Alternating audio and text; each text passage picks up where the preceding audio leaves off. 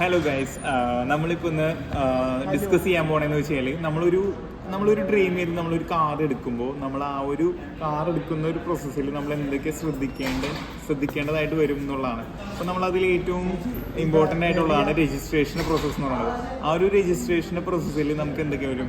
നമുക്കൊരു 3 ഫയലാണ് നമുക്ക് എന്ത് ചെയ്യുക, സൈൻ ചെയ്യാൻ തരാം. ഒന്ന് ഫോം 20 ഉണ്ടാവും, ടാക്സ് ഇൻവോയ്സ് ഉണ്ടാവും, ഡിസ്ക്ലൈമർ ഉണ്ടാവും. അതിൽ നമ്മളിപ്പോൾ ഏറ്റവും ഇമ്പോർട്ടൻ്റ് ആയിട്ട് നമ്മൾ ചെക്ക് ചെയ്യേണ്ടത് ഡിസ്ക്ലൈമർ എന്ന് പറയുന്ന ഒരു ഫോമാണ്. ഞാനത് എങ്ങനെയാണെന്നുള്ളത് കാണിച്ചു തരാം. ഇതാണ് നമ്മുടെ ഡിസ്ക്ലൈമർ എന്ന് പറയുന്ന ഫോം വരുന്നത്. ഡിസ്ക്ലൈമർ എന്ന് പറയുന്ന സമ്മതപത്രമാണ്. അപ്പോൾ നമ്മൾ ഇതിൽ എന്തൊക്കെ ചെയ്യണമെന്ന് വെച്ച് കഴിഞ്ഞാൽ, ഒന്ന് നമ്മുടെ പേര് കറക്റ്റ് ആണോ നോക്കുക. തക്സീന EVS എന്നാണ് അവിടെ ഇരിക്കുന്നത്. പേര് കറക്റ്റ് ആണോ നോക്കുക.